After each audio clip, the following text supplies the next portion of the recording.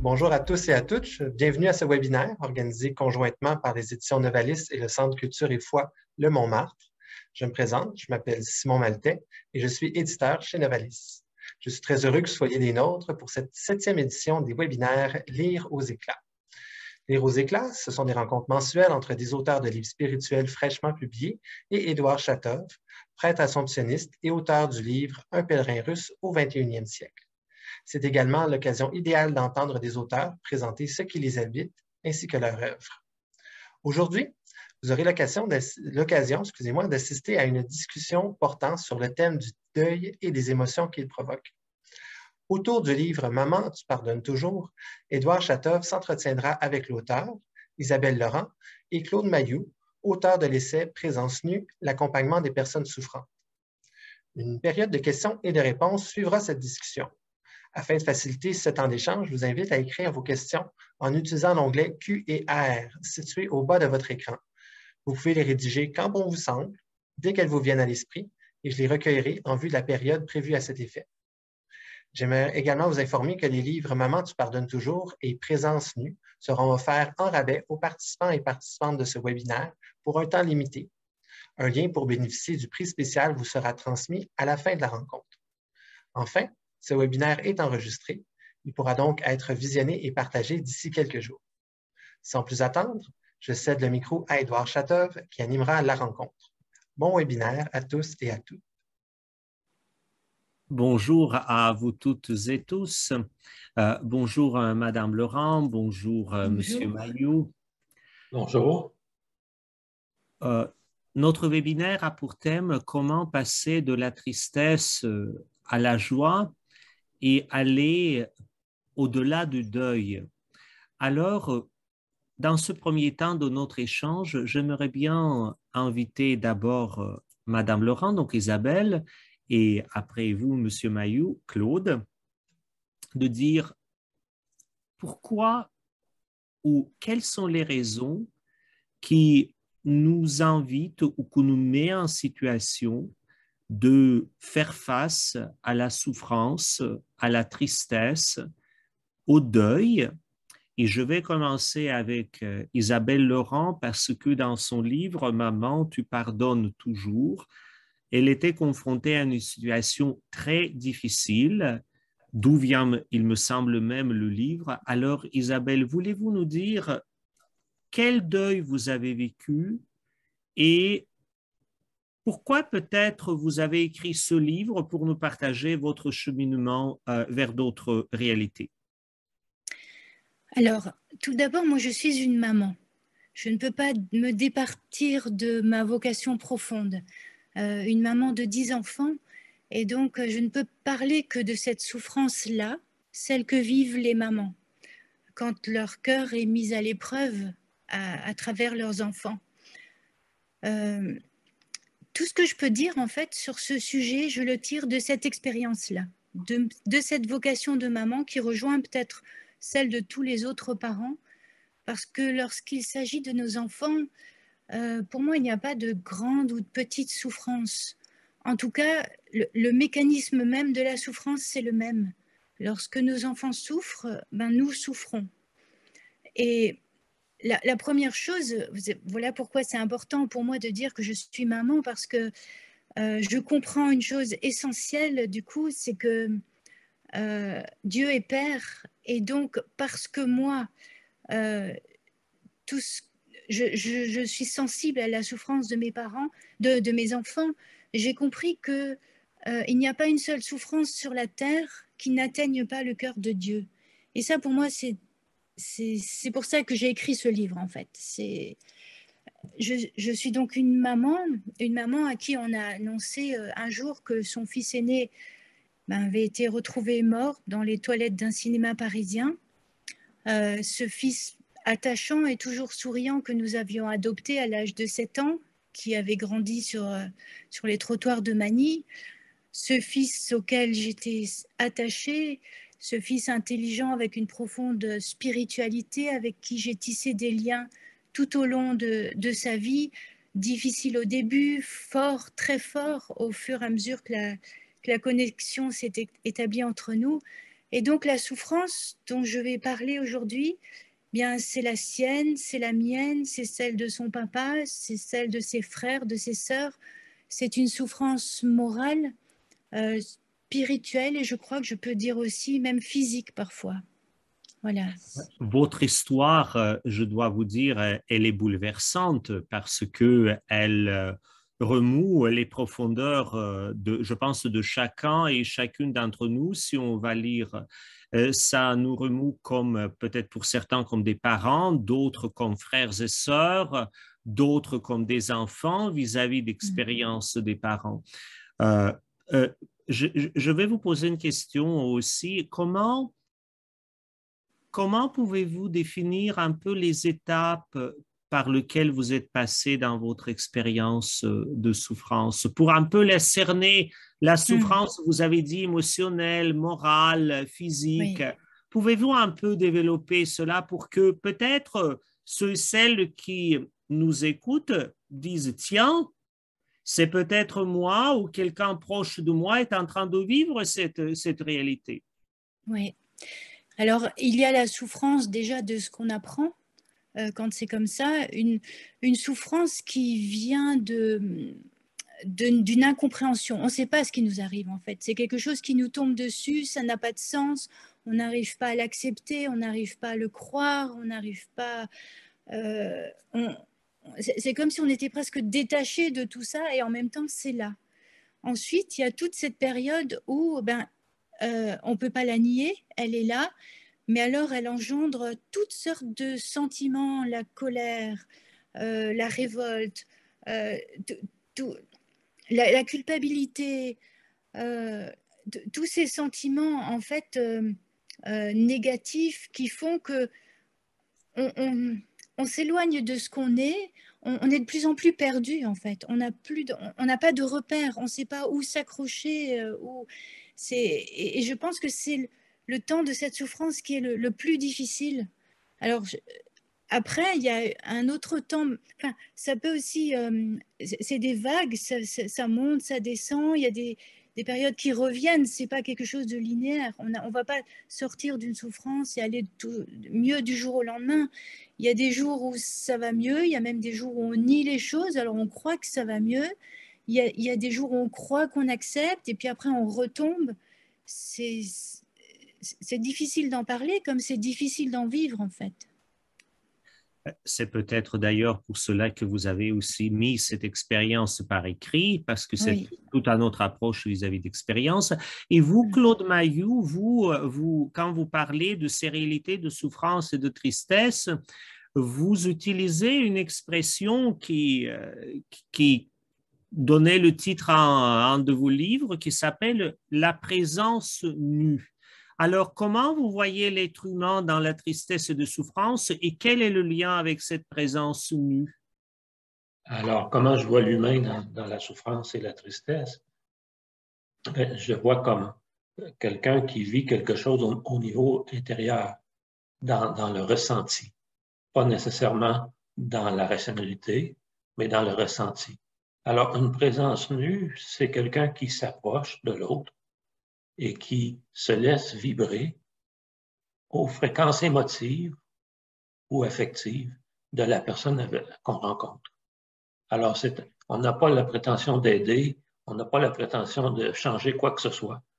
On n'a que l'intention d'être là. Et il faut quand même dire que dans les deux cas, Isabelle Rohan, vous avez mis par écrit votre expérience personnelle dans le livre Maman où tu pardonnes toujours. Et vous, Claude Mayou aussi, vous avez mis l'expérience personnelle dans le livre Présence nue, l'accompagnement des personnes souffrantes, parce que vous décrivez un peu d'une manière théorique, mais aussi vous mettez en relief quelques histoires personnelles. Alors aussi, je vais vous poser une question, même si vous dites les émotions, donc vibrer à la fréquence d'émotive. Alors, comment on vibre avec l'autre ou comment se laisser vibrer en présence de l'autre avec nos émotions? Oui, c'est une question qui n'est pas nécessairement facile que vous posez là. Oui, mais je le sais que c'est pas facile. C'est pour cela peut-être j'aimerais bien vous entendre pas la réponse, mais au moins à partir de ce que vous avez vécu dans l'accompagnement, nous partager comment ça se passe. Ben, il faut créer comme une ligne de départage entre ce qui m'appartient et ce qui appartient à l'autre. Alors, à partir de ce moment-là, ça demande beaucoup de capacité d'introspection pour pouvoir distinguer, j'ai une émotion, est-ce qu'elle vient de moi ou est-ce qu'elle vient de l'autre? Et si elle vient de l'autre, je peux me faire proche sans nécessairement laisser mes propres émotions embarquer de manière trop prépondérante.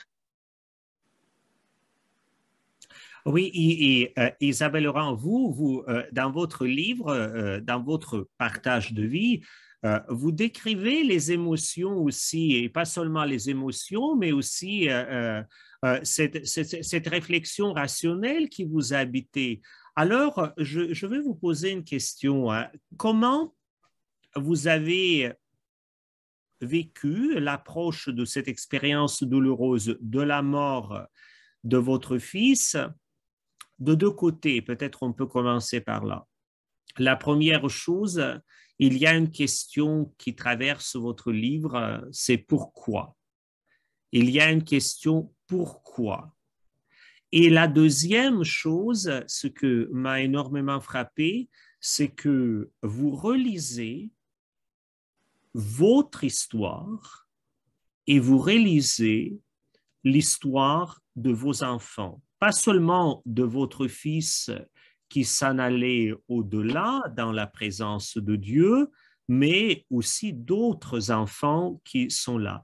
Alors, voulez-vous nous partager quelque chose? Donc, la première chose, comment avez-vous approché de cette question? Pourquoi ce qui vous est arrivé, s'il y a d'ailleurs la réponse à donner à ce pourquoi. Et la deuxième chose, comment vous vous êtes approché de la relecture de votre histoire? Moi, je suis quelqu'un qui me suis toujours posé toutes ces questions. Pourquoi? Depuis mon enfance. J'ai eu une enfance très difficile. J'avais eu une maman qui avait une double personnalité et je ne savais jamais si elle allait être bien ou si elle allait être mal. Et quand elle était mal, ben, je pouvais souffrir énormément. Et quand elle était bien, elle pouvait m'embrasser jusqu'à m'étouffer. Et donc, c'était déjà quelque chose, quand j'étais enfant, je me suis posé toutes ces questions de pourquoi elle est comme ça, j'avais besoin de comprendre les choses. Et donc, j'ai passé mon temps à essayer de comprendre d'abord ma mère, et en même temps, parce que j'étais dans une famille catholique, et on allait à la messe, et il y avait ce Dieu qui était au-dessus de nous, et en parallèle, j'ai toujours voulu comprendre ce Dieu, qui il était. Est-ce que ce qu'il dit dans l'Évangile, c'est vrai? Parce que, comme avec ma mère, je ne pouvais jamais compter sur ce qu'elle disait, il fallait que je trouve un repère quelque part. Et j'ai trouvé que dans l'Évangile, il y avait un sens aux choses. À toutes les choses qu'on pouvait vivre, il y avait un sens. Et donc, j'ai pris cette habitude en traversant toute mon existence, quand il y avait des difficultés, de me poser ce pourquoi. Avec cette foi, parce que j'ai une foi naïve, moi. Depuis longtemps, je crois en l'Évangile. Parce que c'est tellement beau, c'est tellement grand que si l'Évangile n'existe pas, il vaut mieux mourir tout de suite. J'ai rien d'autre à quoi me raccrocher. Et donc, ce pourquoi Dieu nous donne un sens à tout. J'ai compris que dans toutes ces phrases, tout concourt au bien, par exemple. Tout concourt au bien. C'est pas une phrase comme ça qui veut rien dire. Et quand on vit un drame comme j'ai vécu avec notre fils, comment penser que la mort de son fils peut concourir à quelque chose de bien? Il arrive un moment, ça n'a plus de sens. Donc, c'est pourquoi là, je ne doutais pas de cette phrase, tout concourt au bien. Il fallait que je trouve le bout. Par quel bout? Comment j'allais pouvoir comprendre ça? Je savais au fond de moi que si je comprenais le sens de ce qui se passait, j'étais persuadée aussi qu'il y en avait un, j'allais pouvoir dépasser la souffrance. Et comment vous êtes approché de la relecture de l'expérience de votre histoire? Quelles étaient les clés qui vous ont guidé?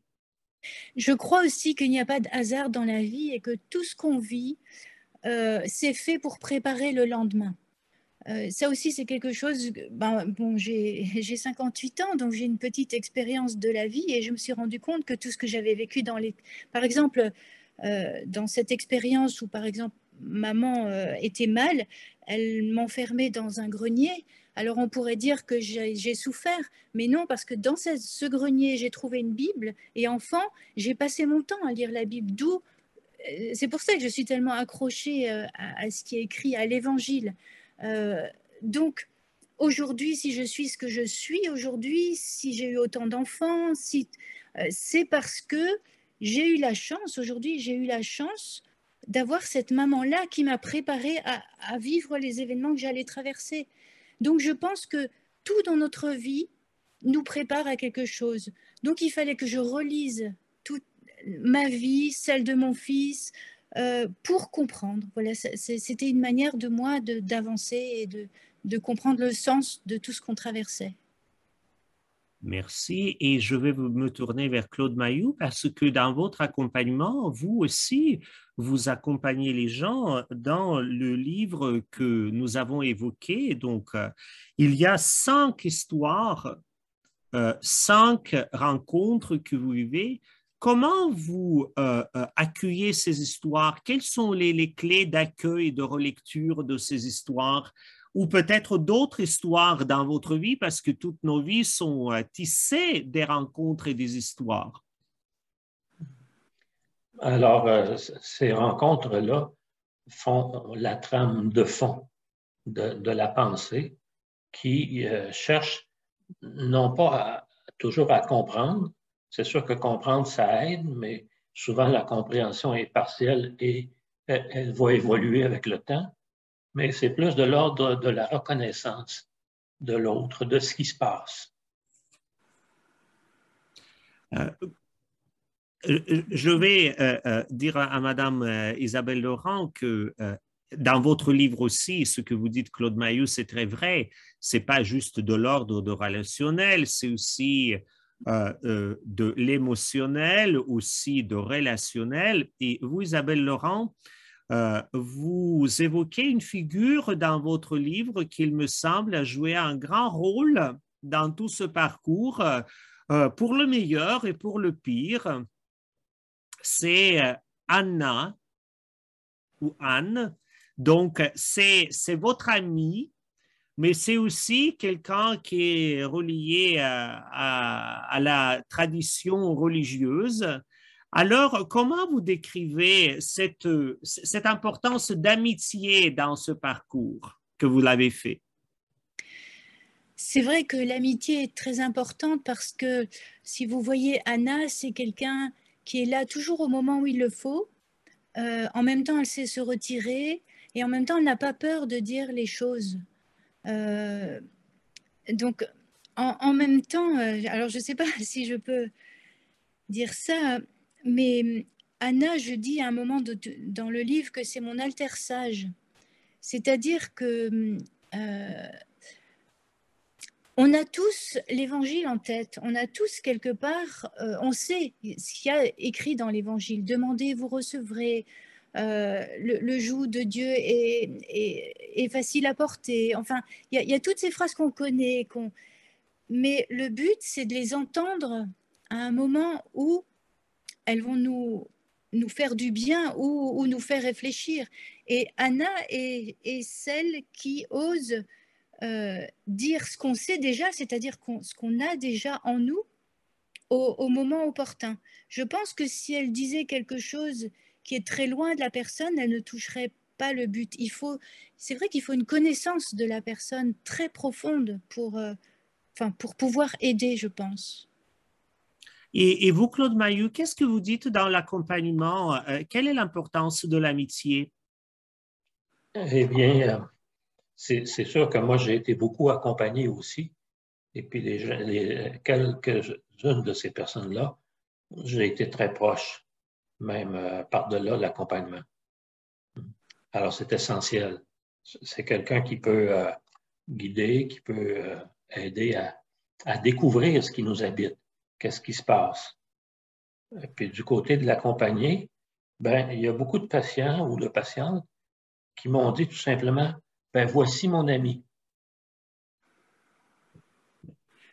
Et là, ça dit beaucoup sur le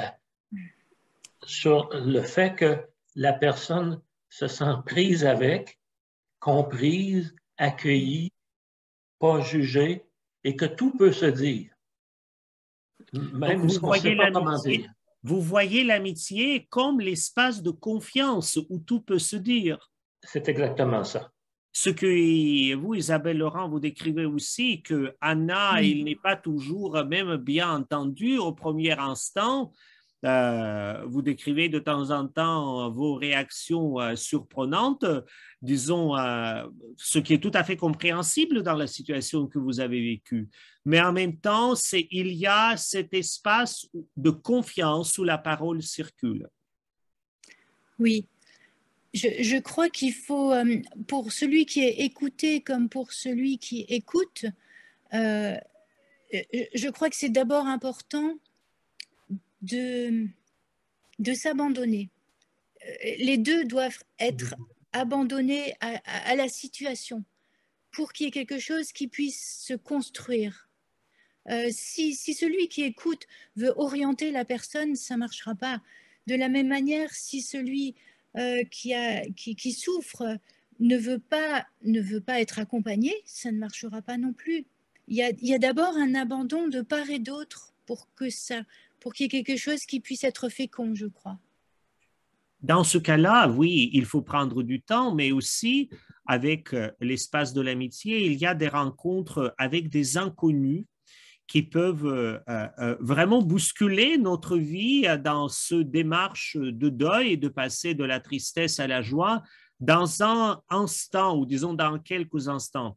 Vous, Isabelle Laurent, dans votre livre, vous décrivez cet homme étrange qui vous a surpris lors de votre voyage à Lisieux et qui vous a dit: je suis le porteur des lettres à Sainte Thérèse. Je ne pense pas que vous l'avez cru sur le moment, mais dans votre livre, vous décrivez cette expérience après un peu autrement. Voulez-vous nous partager comment cet étranger vous a marqué?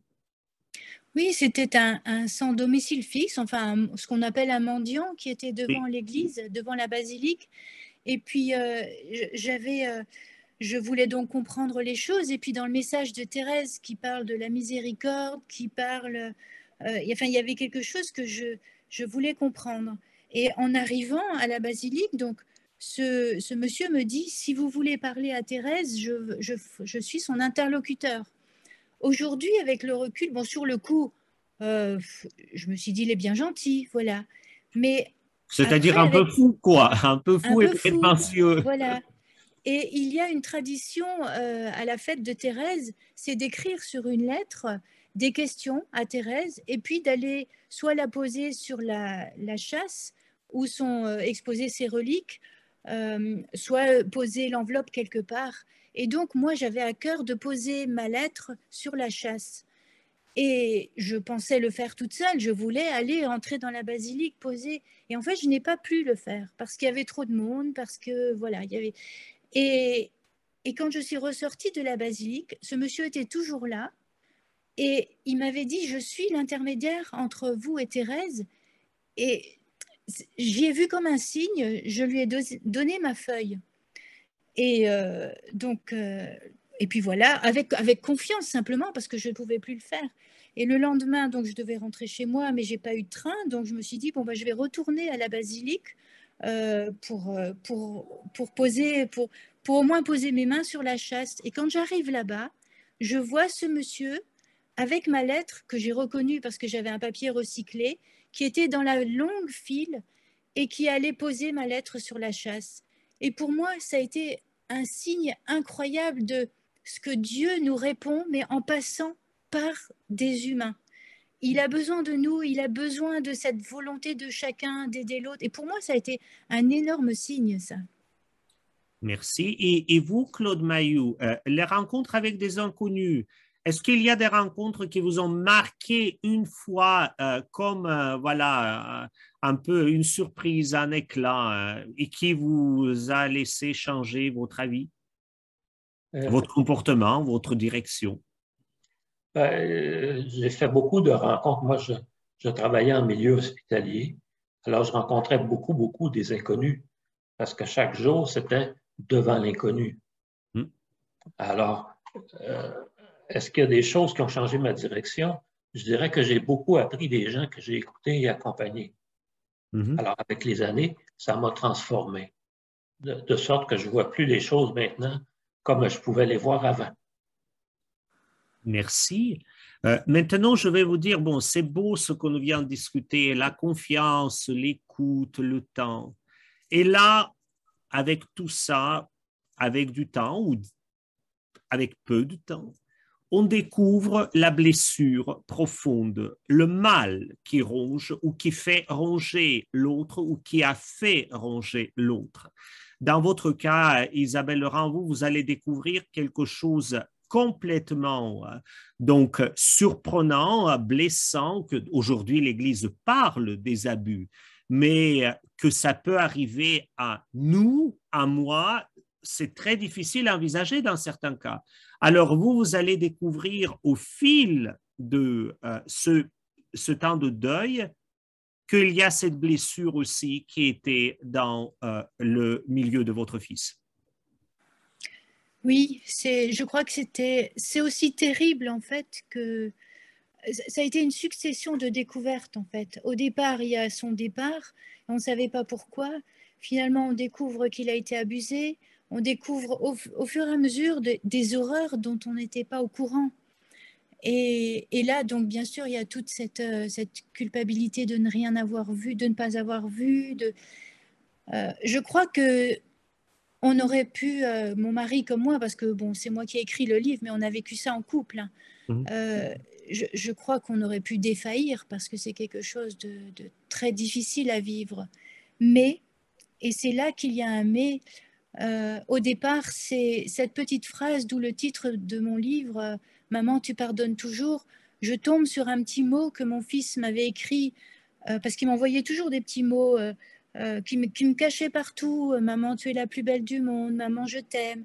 Et il y avait ce mot que je retrouve après, où il m'avait écrit, Maman, tu m'aides parce que toi, tu pardonnes toujours. Et je me rends compte que par rapport à l'écriture, il avait écrit ce mot au moment où il vivait des horreurs. Et c'est là que j'ai compris que le pardon, il y avait quelque chose dans le pardon. Après, il fallait encore creuser. Et puis j'ai été prise par la main, en quelque sorte, comme moi je cherchais toujours du sens à tout et que j'ai demandé à Dieu, aide-moi, trouve-moi le sens. Il répond. Et il m'a pris par la main pour me faire découvrir, c'est ce que je raconte en fait dans le livre, tout ce chemin que j'ai pu faire pour découvrir un sens à cette horreur et comment transcender les choses, le pouvoir en fait du pardon, puisque nous, c'est par le pardon qu'on va pouvoir se sortir de toute cette horreur-là. Mais aussi, vous faites le mouvement de la justice, ce qu'est d'ailleurs un autre prêtre qui vous invite à faire. Oui, mais en même temps, on ne croit pas à la justice humaine parce qu'il y a tellement de couples qu'on connaît qui sont aux prises avec cette justice depuis des années et des années. Ben, j'en connais, ça fait plus de 10 ans et il n'y a rien. Et ils s'enfoncent. Ils s'enfoncent de plus en plus. Un jour, j'ai rencontré dans une conférence une maman qui me disait, bon, c'est elle qui avait été abusée quand elle était petite avec son frère, et elle me disait que le moteur de sa vie, c'était de porter tout ça devant la justice. Ça faisait 7 ans qu'elle était en justice. Et donc, j'ai fait ma conférence, j'ai parlé de ce pardon. Et à la fin de la conférence, elle est venue en pleurs me dire, eh ben voilà, c'est ça qui me manquait. Voilà pourquoi j'étais enfermée. Il y a un moment, il faut sortir. Sans Dieu, on ne peut rien faire. Donc, la justice des hommes n'est pas suffisante. Il faut aller plus loin. Merci. Et vous, Claude Mayou, comment quand vous êtes en face de souffrance extrême, disons, de trahison de confiance, comment vous vous preniez pour accompagner la personne?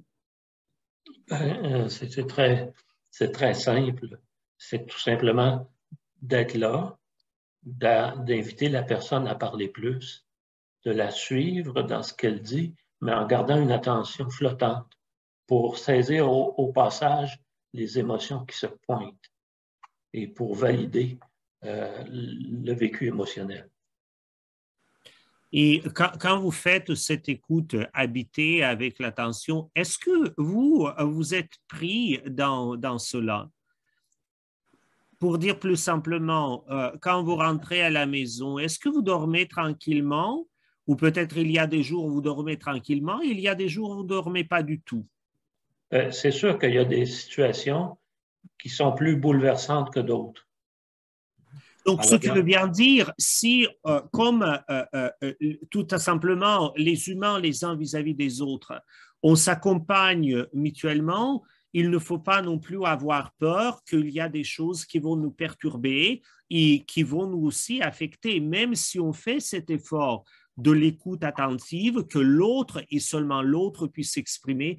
Il y a des moments où on ne peut pas, et en général, on ne reste pas indifférent. Tout dépend aussi de degré. Alors, c'est ça ce qu'on appelle la compassion, c'est de vraiment être touché par ce que l'autre vit.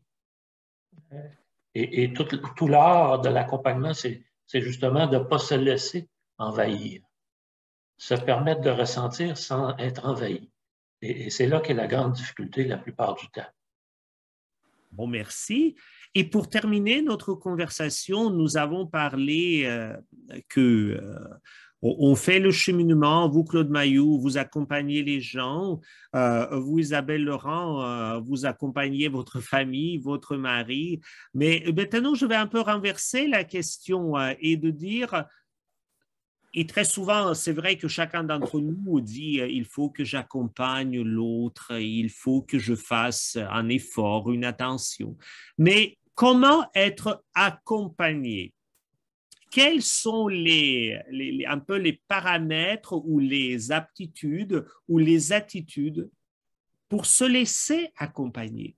Isabelle Laurent. Hein? C'est une bonne question parce qu'en fait, c'est très difficile de se laisser accompagner parce qu'on a tendance à se renfermer sur sa douleur.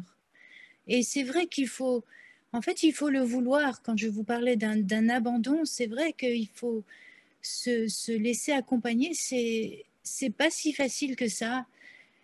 Et ouais, moi je suis, j'ai lu un petit peu le livre donc de Monsieur Claude Mailloux et je suis impressionnée en fait parce que j'ai rencontré aussi des personnes qui sont venues me voir, qui ont discuté et ensuite je me disais mais est-ce que je leur donne pas un paquet trop lourd à porter pour eux parce que c'est pas leur histoire, c'est pas, elles viennent me voir moi, elles vont en porter d'autres et c'est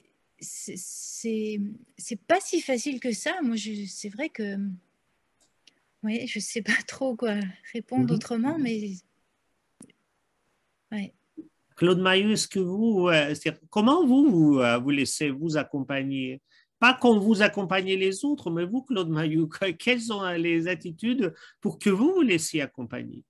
Il faut d'abord que je puisse sentir que la personne est vraiment à l'écoute, qu'elle n'est pas en train d'essayer de me vendre une salade ou quelque élément que ce soit. Il faut vraiment que la personne soit disponible à entendre ce que j'ai à dire et qu'elle n'essaie pas de m'amener sur un autre chemin que le mien. Et ça, ce n'est pas toujours facile de rencontrer des gens qui ont cette ouverture d'esprit-là. Alors oui. Alors, très vite, il y a quelque chose qui se fait, ce n'est pas au niveau de la conscience, mais c'est au niveau, tout à coup, on sent qu'on peut faire confiance et qu'on va avancer avec cette personne-là. Tandis que d'autres personnes, on sent tout de suite, il n'y aura pas de possibilité de bouger. Donc, si je comprends bien, il faut écouter profondément nos attitudes profondes, comme on dit dans la tradition croyante, notre cœur. Oui. Et notre cœur, ultimement, va nous guider, ce que peut être vrai aussi pour vous, Isabelle Laurent. Vous avez écouté à travers les rencontres aussi que vous décrivez, votre cœur. Moi, je crois qu'il n'y a pas de hasard. Les rencontres, elles viennent d'ailleurs. Et c'est pour ça que, alors oui, j'écoute mon cœur, mais moi, je peux dire que toutes les personnes que j'ai rencontrées, même au départ, je pouvais être sceptique, mais j'ai toujours appris, elles m'ont fait avancer quelque part. Et donc, je sais qu'elles ne sont pas un hasard. Aucune rencontre pour moi n'est un hasard. Merci. Donc, pour conclure notre échange et passer à la conversation avec les gens qui sont dans ce webinaire, j'aimerais bien juste mentionner que votre livre, Claude Mayou, euh, très instructif au point de vue comment on voit à travers l'écriture, à travers nos expériences, à travers les expériences des autres, cette fragilité et vulnérabilité qui nous habite. Et évidemment, Isabelle Laurent, la lecture de votre livre, elle donne vraiment un parcours avec beaucoup, beaucoup de facettes de déni, de la reconnaissance, de l'amour, de gratitude. Je dois vous dire, et j'invite toutes les participantes et tous les participants lire votre livre parce que il y a dans ce livre, je ne dirai pas où pour que tout le monde lise cela en intégralité, dans votre livre, il y a une lettre que vous retrouvez dans la boîte qui va arriver du lieu du travail de votre fils et vous dites c'était une lettre intemporelle. Pour terminer notre rencontre, j'aimerais bien que vous en dites quelques mots. Oui, je ne sais pas quand est-ce qu'il l'a écrit, je ne sais pas. C'est quelque chose qui est. Ça reste un mystère, mais c'est difficile d'en parler sans lire le livre. Alors, mais des fois, il nous arrive comme ça des choses qui nous font avancer et qui nous font accepter aussi les choses. Il y a des signes aussi de l'au-delà qui sont des fois presque un peu miraculeux. C'est comme ça que moi, je l'ai vécu. Et c'est vrai que cette lettre-là m'a profondément apaisée. Oui. Je ne sais pas Les comment en mots, parler plus. oui, Que... les mots au-delà du temps, Oui. mais aussi les mots qui étaient dits dans le temps, qui apaisent et qui aussi nous donnent l'espérance. Je vous remercie tous les deux, vous Isabelle Laurent, pour cette belle rencontre et aussi pour votre très beau livre que j'invite toutes les participantes et les participants ou les auditeurs de ce webinaire à lire. Et vous, Claude Mayou, aussi pour l'expérience riche de l'accompagnement, Présence nue, donc paru tous les deux livres aux éditions Novalis. Et maintenant, c'est le temps de passer à la conversation avec les participants et les participantes à ce webinaire. Alors, je redonne la parole à Simon Maltais qui va nous guider à travers cette période du temps. Merci beaucoup à vous trois pour ces échanges très stimulants sur les émotions provoquées par le deuil, mais aussi sur tout le vécu que ça apporte et bien sûr l'accompagnement des gens qui sont aux prises avec ces émotions. C'est maintenant l'heure de la période des questions. Je vous rappelle que vous pouvez les écrire en tout temps, soit en utilisant l'onglet Q&R situé au bas de votre écran ou dans la boîte de clavardage aussi. Si votre question s'adresse à un des intervenants en particulier, n'oubliez pas de le mentionner. Pour l'instant, on n'a pas de questions qui sont sorties. Je peux peut-être signaler dans le clavardage que des gens ont apprécié notamment beaucoup le fait que l'intérêt de départager, c'est qui appartient au sujet aidant et ce qui appartenait au sujet aidé. Un petit bonjour à M. Mayou de la part de Judith, Judith Mallette, voilà. Voilà, j'ai une première question. OK, bon. Des remerciements pour le riche échange de la part de Christian Chabert. Bon, une question de M. Richard Doyle que vous pourrez répondre à chacun à votre tour, j'ai bien l'impression. Est-ce que vous sentez que vous participez à votre façon au sacrement de l'Église? Donc, est-ce que à travers le fait de raconter votre histoire, vous participez au sacrement de l'Église? Je vous laisse choisir qui répond en premier. Ben, je pense que dans toute rencontre humaine où on se met à nu, entre guillemets, il y a un peu l'expérience de Moïse au buisson ardent. Alors, il y a cette expérience-là d'entrer dans une terre sacrée. Et même si on nomme pas Dieu tout le temps, il est là, il est présent, pas de l'extérieur. C'est lui qui nous habite. Alors, c'est comme ça que moi, je vois les choses.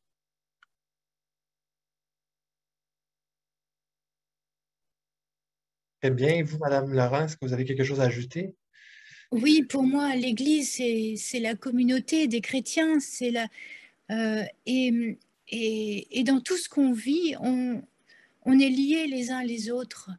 Et quand on demande de l'aide à Dieu, en fait, Dieu passe par cette communauté des chrétiens pour nous aider. Et pour moi, ça, c'est quelque chose de fort et c'est ce qui me lie les uns aux autres. J'aurais pas pu surmonter ou même vivre tout ce que je vis sans cette communauté qui est toujours très présente. Et donc, alors je ne sais pas le sens de la question, si j'ai bien compris, parce qu'il parle de sacrement. Le sacrement, c'est un don de Dieu. Donc, je me sens partie prenante de ce don de ma personne pour les autres, de la même façon que les autres sont des dons pour moi. Et c'est comme ça qu'on avance tous ensemble et qu'on surmonte les souffrances, qu'on surmonte tout et qu'on grandit ensemble. Alors, pour revenir un peu, peut-être j'ai moins parlé de l'aspect de l'Église, mais moi, j'ai inventé un 8e sacrement. C'est le sacrement de la rencontre interhumaine. Et puis, c'est sûr que tout ça, ça se passe parce qu'on est soutenu par une communauté de croyants quelque part. Sans un bagage, sans des expériences de vie spirituelle, de vie religieuse, on ne peut pas aller très loin tout seul. Alors oui, la communauté est très importante. Et puis, participer au sacrement aussi, ça c'est important. Très bien, merci beaucoup pour vos réponses. Une question de M. Mario Blais qui demande, qui s'adresse plus spécifiquement à Mme Laurent. Il dit, nous avons perdu par suicide notre fils de 23 ans en novembre 2021. Est-ce que votre livre pourrait nous aider dans notre deuil? Donc, une forme d'appel de questions existentielles. Alors, je ne sais pas si mon livre va pouvoir aider. Ce que moi je sais, c'est que l'histoire d'autres personnes, d'autres parents m'a beaucoup aidée. Et dans chaque histoire, j'ai pris ce qui me correspondait. Alors peut-être que dans mon histoire, il y a quelque chose qui va leur correspondre et puis peut-être juste des fois une phrase ou je ne sais pas. Mais moi, les témoignages des autres, oui, ça m'a beaucoup aidée. Très bien, merci.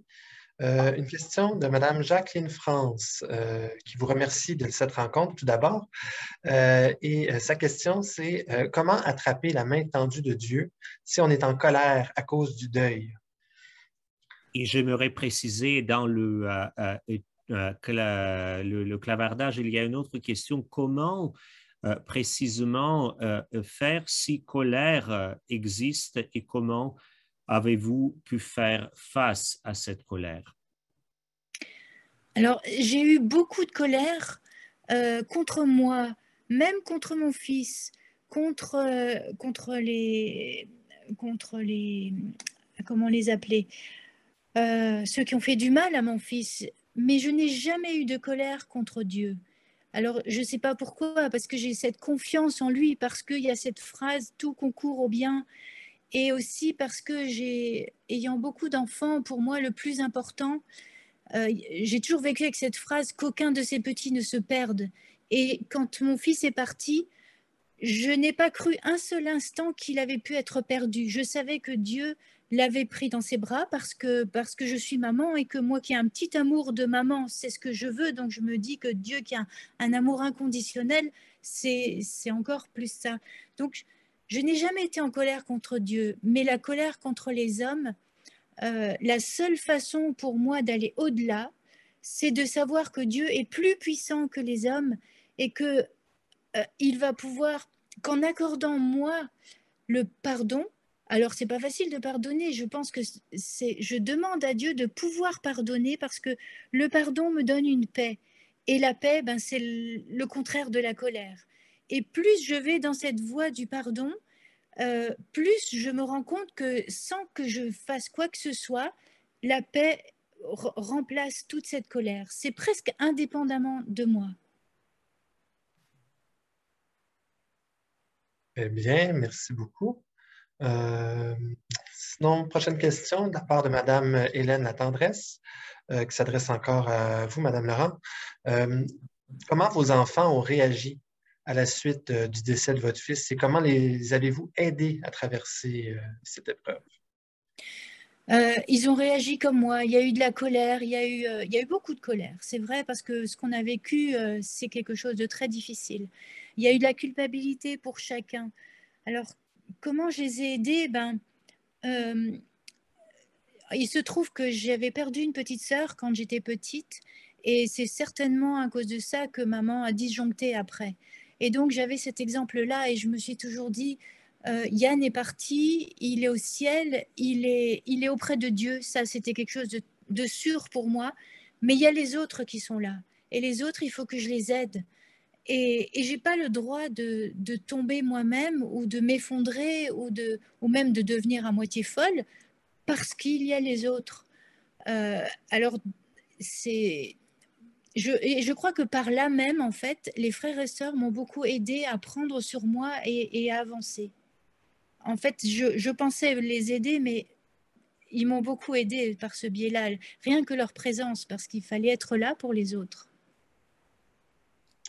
Je me En permets peut-être de regardant, faire... Oh, excuse-moi, pardon, Édouard. en Je me permets regardant de... tout pardon, vas-y. Oui. Je me permets de faire un peu de pouce sur cette question en m'adressant à Claude Mailloux. Dans le cadre de l'accompagnement, quelle était la place ou l'importance de la famille lorsqu'on se retrouve en situation, soit d'une personne mourante ou en situation de deuil? On parle justement des frères et sœurs qui ont vu leur frère aîné mourir. Qui ont appris le décès de leur frère aîné. Qu'en est-il dans le contexte de l'accompagnement? Dans le contexte de l'accompagnement, c'est sûr que si on rencontre la personne toute seule, on ne va pas nécessairement rencontrer aussi la famille. Mais la famille, c'est le lieu où on grandit, où on devient ce qu'on est, où on apprend des choses. Souvent, c'est difficile de parler avec nos proches parce qu'ils nous connaissent d'une certaine façon. Et on veut pas tellement changer le roman familial. Alors parfois, la famille est aussi un empêchement. Alors ça peut aider, oui, ça peut nuire, dépendamment de comment la famille fonctionne. Alors c'est pas juste noir ou blanc. Très bien. Je crois qu'on a une autre question de Madame Brigitte Blanchet. Comment fait-on pour apaiser la douleur d'une personne qui perd un être cher, un enfant ou un parent, et que cette personne n'a aucun attachement avec la spiritualité ou la religion, mais au contraire même nous questionne sur la justice d'un Dieu bienveillant et aimant?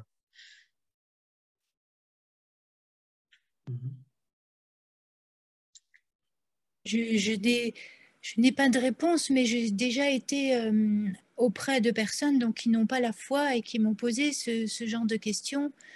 En fait, on sait pas quoi faire.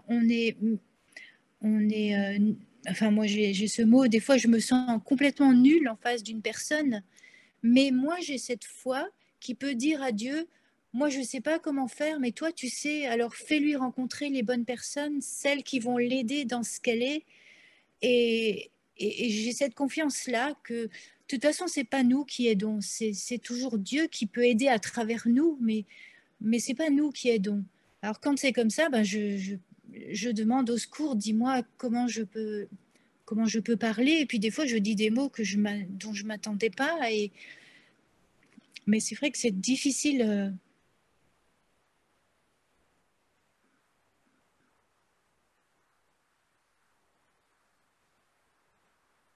Alors, avec les gens qui n'en ont pas de référence croyante ou qui vont questionner le Dieu bon et compatissant, il n'y en a pas de problème, dans le sens où c'est une personne comme une autre, c'est un frère, c'est une sœur en humanité.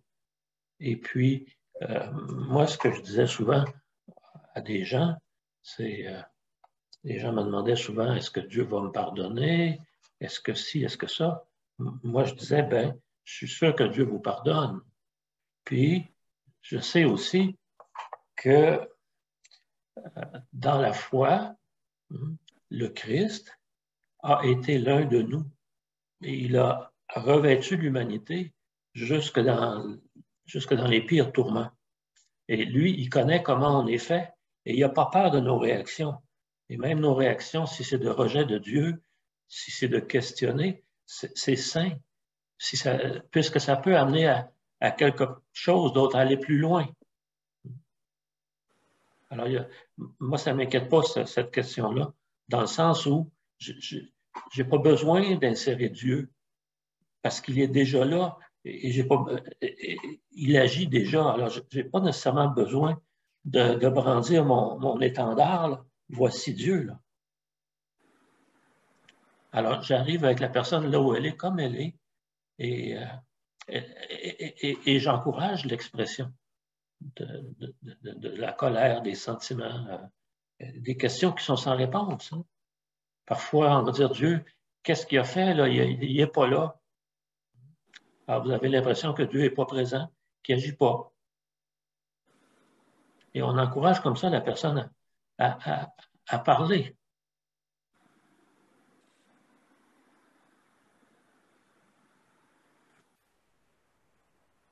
Eh bien, Dans cette question de Dieu ou de l'absence de Dieu, dans toute relation humaine, croyante ou non, il y a une question que très souvent nous croyons que Dieu ou les autres nous aiment pour quelque chose. Vous savez, Isabelle Laurent, dans votre livre, vous évoquez cette question que votre fils, donc celui qui va partir et il fait de temps en temps des bêtises et il vous dit que je ne veux pas être renvoyé là d'où je viens et vous devrez lui rappeler, redire votre amour, que ce n'est pas un amour donnant-donnant, c'est-à-dire si tu te comportes bien, donc tu es notre fils, et si tu ne te comportes pas bien, on va te renvoyer. Mais cette quête qui était exprimée par ce garçon, cette quête aussi, elle habite chacun et chacune d'entre nous, que on est aimé parce que on fait quelque chose comme il faut. Comment vous voyez, comment vous vivez ce dépassement de cette préoccupation? Et après, j'adresserai la même question à Claude Mayou. En tant que maman, j'apprends ce qu'est l'amour inconditionnel. Je ne pense pas en tant que maman seulement, mais en tant que parent, on apprend ça.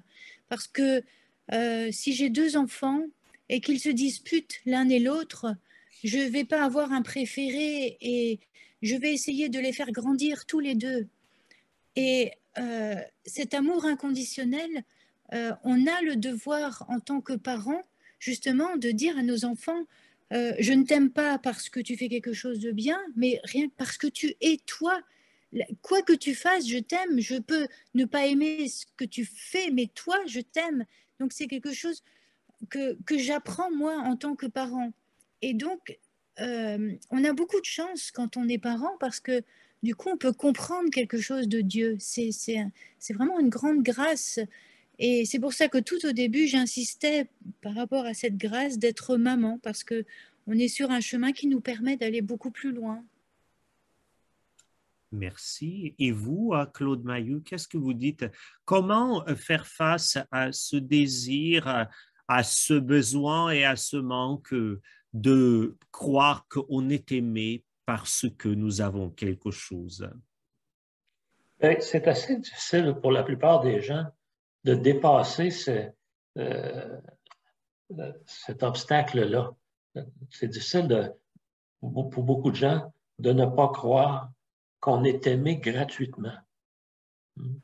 Alors, dans Présence nue, je parle d'un amour sans condition et sans repentir parce que quand j'ai accompagné des gens, j'ai senti un amour très fort qui montait en moi, puis je savais très bien qu'il n'était pas de moi. Alors, je peux dire que j'ai senti quelque chose de l'amour très fort de Dieu envers différentes personnes. Pouvez-vous un peu décrire comment vous avez reconnu que ça ne vient pas de vous? Ah ben, j'ai le cœur trop étroit pour ça. C'est-à-dire au point de vue, disons, spirituel ou psychologique ou de connaissance, vous avez dit non, il n'y a rien à aimer et pourtant j'aime. Est-ce que c'est ça ou... Non, c'est plutôt oui, j'aime, mais je ne serais pas capable d'aimer autant. Et gratuitement, aussi gratuitement. Alors, c'est ça que j'essaie de dire. Je sens quelque chose d'un amour qui me dépasse et qui m'englobe. Isabelle Laurent, voulez-vous dire quelque chose? Oui, mais c'est ça, en fait. On sent que ça vient d'ailleurs parce qu'on ne serait pas capable d'aimer comme ça. Nous, avec nos faiblesses, avec ce qu'on est, on a le cœur tellement étriqué, même avec mes enfants, je suis toujours étonnée de ce qu'on peut leur donner, de là où on peut aller. Et c'est en ça qu'on se dit, mais ça vient pas de là. Et puis en plus, ça nous donne une joie qui nous tombe presque dessus quand c'est comme ça, parce que plus on aime, plus on est heureux. Et donc, ça vient d'ailleurs. C'est la signature, en fait. Merci, ce que me permet de conclure notre rencontre parce que le temps passe très, très vite. Et je me permets de le conclure un peu utilisant la phrase d'Isabelle Laurent dans son livre. C'est, je ne sais plus, est-ce que c'est vous qui le dites ou c'est Anna qui le dit. Et il dit, mais Dieu ne choisit pas les gens capables. Dieu rend capables les gens qu'il choisit. Et Oui. Une phrase que peut-être à partir de notre notre dernier échange vers la fin et qui peut aussi tirer, Dieu nous aime non pas parce que nous sommes bons ou pas bons, Dieu nous aime et c'est par cela même que nous sommes rendus bons. C'est peut-être cela que chacun et chacune nous sommes invités à apprendre tout au long de notre vie et ce que, en tout cas, on a appris de vous, Isabelle Laurent, et encore une fois, je conseille lire ce livre aux participants et participantes, et de vous aussi, Claude Mayou, et mon conseil aussi est pareil. Donc, ces deux livres vraiment très intéressants, très faciles à lire. Le livre de Claude Mayou est un peu plus petit, mais un peu plus dense dans son rythme. Et le livre d'Isabelle Laurent, il est un peu plus grand, mais on va doucement avec la respiration et aussi, ça va vraiment inspirant. Merci beaucoup. Merci. Merci beaucoup. Donc, en conclusion de ce webinaire, je voudrais donc vous remercier, les intervenants, Isabelle Laurent, Claude Mayou et Édouard Chatov, d'avoir accepté d'échanger avec nous sur ce sujet qui sera toujours d'actualité. Hein? Disons que le deuil est une réalité de toujours. Merci de nourrir notre soif de sens devant ces moments difficiles. Finalement, merci à vous, tous les participants et les participantes. J'espère que vous avez apprécié ce webinaire. Il est temps pour moi de vous transmettre le lien qui vous donne droit à une réduction de 10 % à l'achat des livres « Maman, tu pardonnes toujours » et « Présence nue » auprès de notre partenaire, la librairie Pauline de Montréal. Le lien devrait apparaître présentement dans la boîte de clavardage située à la droite de votre écran. Je crois que je vais le renvoyer à l'instant. Voilà. Il vous sera également envoyé directement à votre adresse courriel au courant de la semaine prochaine. Je vous encourage à le noter ou à le copier directement dans votre navigateur pour ne pas l'oublier. Le code est valide jusqu'au 4 mai 2022 inclusivement. Au nom de toute l'équipe Novalis, j'aimerais vous remercier encore et vous souhaiter une bonne fin de journée à tout le monde.